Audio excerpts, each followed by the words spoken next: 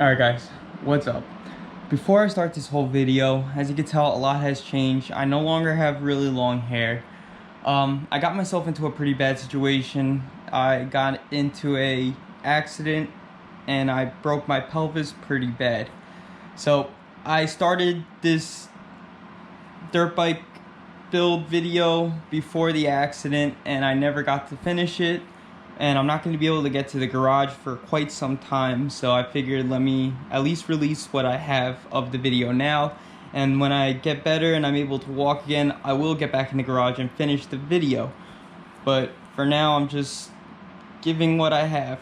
If you stick around to the end of this video, I'll explain the whole accident and how it happened and the surgery I had and everything like that.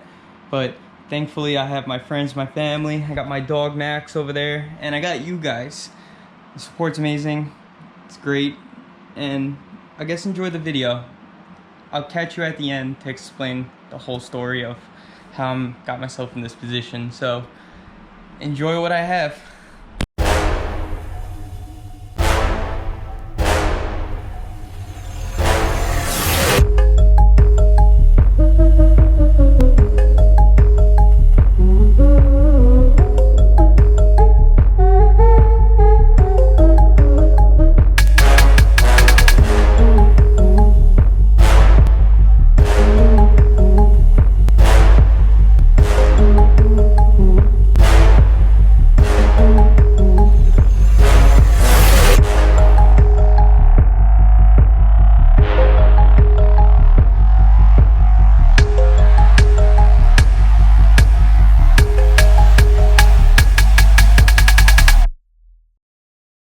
Alright guys, welcome back to the Qs138 channel, and this episode is going to be a special episode because it's brought to you by Electro&co.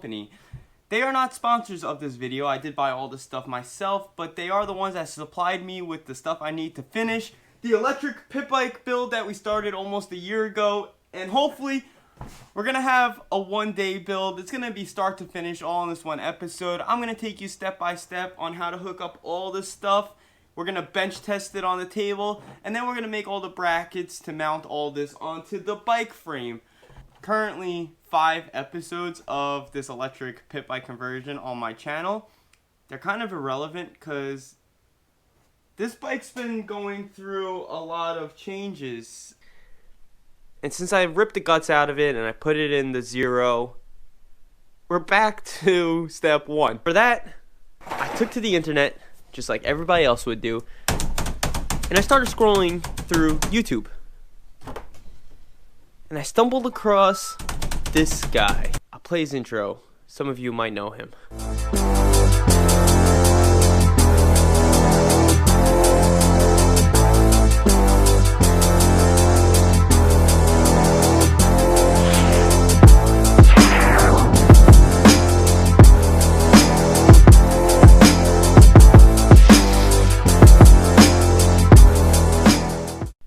Electrobraap kind of led me to believe that this is a better route than what I was going to do with the Golden Motor. So without further ado, let me show you what I have on the table. Alright, so let's begin. First thing first, everything you're about to see me talk about on this table is going to be in the description below, so you're able to find the links to all these pieces. Everything on here pretty much came from Electro&co themselves. You can either buy the stuff individual, or they do have pre-made kits. This is kind of a EMX 14 kit. It's a little different because I have a geared motor, but we'll get to that shortly. But first thing first, for a controller, we have the Voltol EM150 controller. This is a 150 amp max, 72 volt controller. I never used one of these before, so we're going to see how this controller does. This thing could probably be a lot more powerful than I think, and a big part of that is going to be because of the battery that we got with it.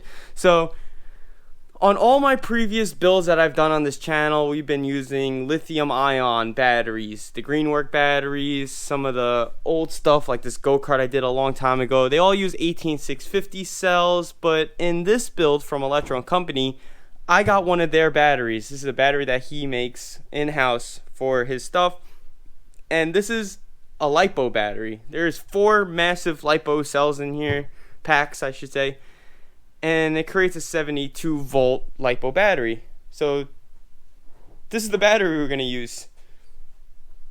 For the motor, we have QS's V3 gear reduction motor.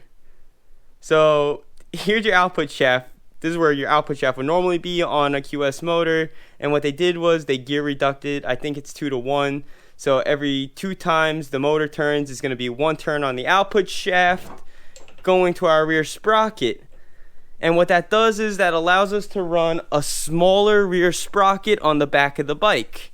So we don't need to run those big sprockets because this is a small tire pit bike.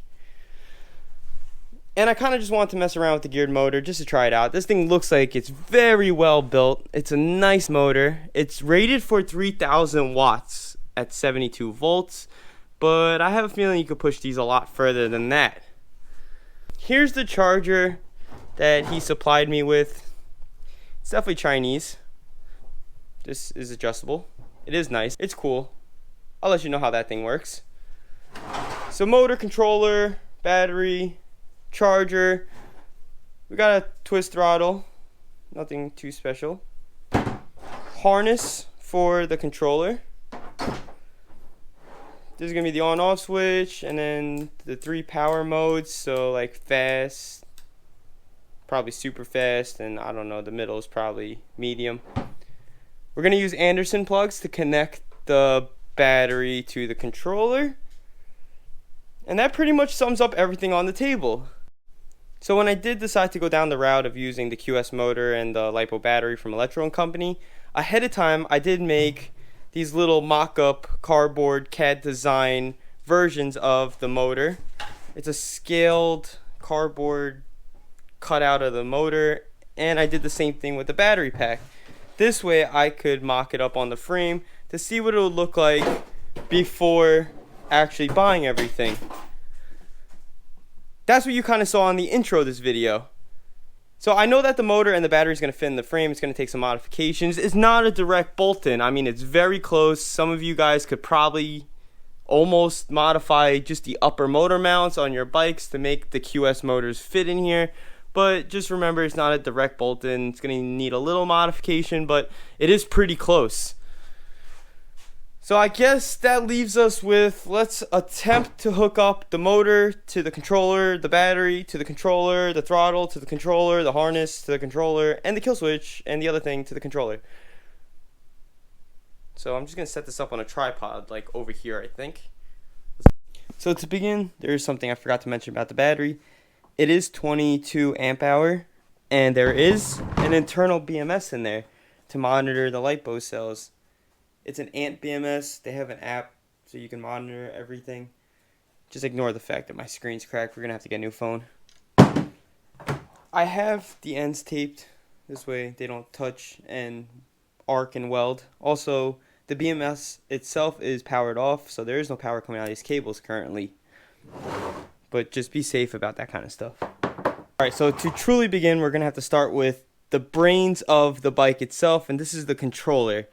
This is where I feel like a lot of people get intimidated when they look at these electric builds, but it's very simple. What we got here is the battery positive, red, the battery negative, which is like a white spacer, and then the 3 color-coded phase wires in the middle. That's going to be where your motor leads are going to go to. Easy. Then you get this pigtail harness. It only goes one way into the controller. Simple. We're going to ignore all these little plugs that have no labels on them for now.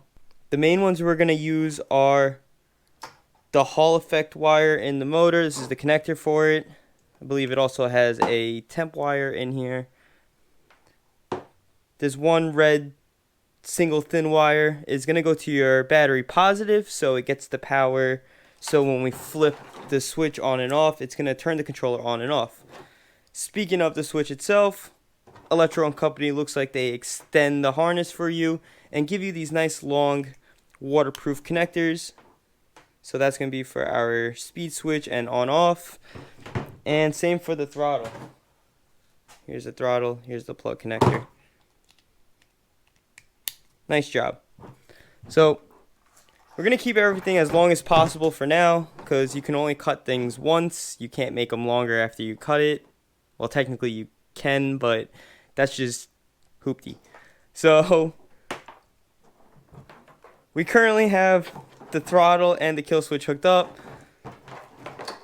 I'm just going to go ahead and connect the Hall effect sensor for the motor. And we're going to hold off on putting any of the big wires on the controller just yet. Because to do things safe and to do it correct, safety should be number one. I don't want to keep the battery leads loose, so we're going to put these onto a connector. You just literally take the spades out and crimp them right on the end. And this is going to keep the battery as two individual wires, and it just can't touch. So let's do that now. It's going to look like that. So now that we got the battery side, here's the side going to the controller. We can start hooking things up over here. That. Battery negative. And the 3-phase wires, which should look like this. So there we go, we got our 3-phase wires. I almost forgot. You got to take this single little red hoop wire from the harness, and you're going to have to piggyback off the positive. Lastly, you're going to want to make sure everything is nice and snug, because a loose connection is a bad connection. It will cause heat and start melting the lugs, and you start doing a lot of damage. So now we have that all hooked up. Technically, we have the throttle, the kill switch with the speed modes. We just need to hook up the battery to give us power, but we're going to hold off on that for just a second, because there's one other thing I want to add to all this. You're going to have your charger port, and this is what's going to charge the battery. This is where the charger plugs into. These two leads go to the positive and negative on the controller, which will then charge the battery. So now comes the actual powering up part. But here's something you're going to have to do first. So I currently have the battery hooked up to this. But if you notice, we have no power to our switches yet. And that's because when they ship you the LiPo batteries, the BMS internally in that battery has a protection system where it's cutting off the MOSFETs for discharge and for recharge. So to activate your BMS, you're going to have to go to your Ant app. You're going to go to the control setting down the bottom. You're going to go charge MOSFET on, confirm, and discharge, confirm. So now we're powered up. So now it's on. We currently have no throttle. The light is off on the controller. Let's flip the switch. Alright, that's a little weird. I was expecting this to have a light, but I could be wrong and these might not have lights, because I did notice the controller blink. So if you look right here carefully, it's off. If you turn it on, you saw that light blink.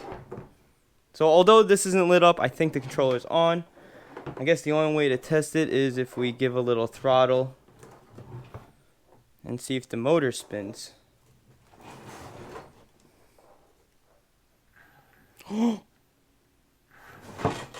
Yeah! Okay. This is going to be hard to do one-handed. This is probably a terrible idea.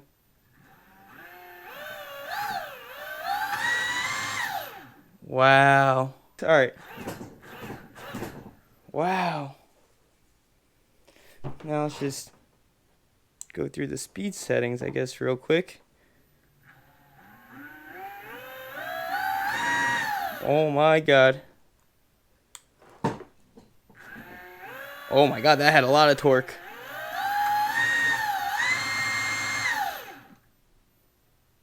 Yes! Okay. Oh my god, that was so easy. Disarm. Everything is disarmed. Throttle is dead. Unplug the plug. Success! Alright, so that was the first step. So, I mean, that was so simple. There's nothing to be scared of. Now, literally, technically, if you mount the throttle to your handlebars and you add this to your handlebars and you mount the motor and the battery, you have a working bike at this point. But for the customizing part, we're going to have to do some custom work to the frame. And that's going to take a minute. So like I said, sorry, that's all I have of the dirt bike build so far, but I am going to finish it. We are going to get back to it. I know I've been saying this so many times, but the timing couldn't be worse right now, and we just have to get through it together. But as far as the accident itself, without getting desensorized or something, here's kind of what I got going on. They cut me open pretty much everywhere. So I was riding a jet ski. It's a fast jet ski, I'm not gonna lie. I was going pretty fast and I made a very aggressive turn at a very high speed. The jet ski hopped. It literally must have hit a wave or something, and the jet ski left the water and must have turned a little bit and re-entered the water. And at that moment, I either collapsed into the ski with my body, or somehow my body hit the handlebars, or just the brute force of me hitting the water sent the femur bone, the top of the femur bone has a ball that's your hip joint. It sent that ball through my pelvis and it shattered the inside of the pelvis. So basically the cup for your hip, where you do all your rotating and movements on your legs, I shattered that. The ball itself at the top of the femur was fine, but the receiving end got destroyed. So the only way they were able to fix that was by putting 2 big plates and a whole bunch of screws. Maybe I'll throw in an x-ray. Here's an x-ray of what it looks like. Now, this is not my first time having big surgery. I've had my collarbone done from motocross accidents in the past. I've had my wrist done. It's something you get into these situations and there's only one way out, and it's to recover, and it's just time. It's gonna take a lot of time. So that's how I got in this position. I was by myself on the jet ski. I was wearing a life jacket. When I was in the water, I managed to swim back to the ski, pull myself back up on the jet ski, and I drove it back to the marina where I keep the jet ski at, and luckily the owner of the marina was there to help me when I got there. So I'm very thankful for that also. It could have gone way worse, especially since I was by myself. Could have drowned. I don't even want to think about what could have happened. But as far as the hair, when I was brought to the hospital, I was in the hospital for almost a week, and within that week my hair was in salt water and it got super knotted to the point where it was like a mess. So the only thing I could have done when I got out of the hospital is we had someone chop my hair off. I am gonna grow it back, hopefully. I left the top pretty long, but it's not knotted. Recovery time, they're telling me something like 8 weeks before I could start physical therapy and putting weight on my leg. And it's the middle of the summer. This happened right before 4th of July. So, I mean, the timing couldn't be any worse, but like I said, we just gotta get through it. There's no other option, really. I really appreciate all the help, guys. You guys have been super supportive with the channel the way it is. And I guess we're just gonna have to go from here. So, thank you Electrobraap and Electro Company for all the stuff in the video. Sorry I didn't finish the whole video, but I guess I'll catch you guys on the next one. Thanks again. I'll see you then. Hopefully I'll be walking by then, unless you guys want like updates and stuff in the meantime. But just leave a comment below, give the video a thumbs up, a like, subscribe. You guys are the best. See ya.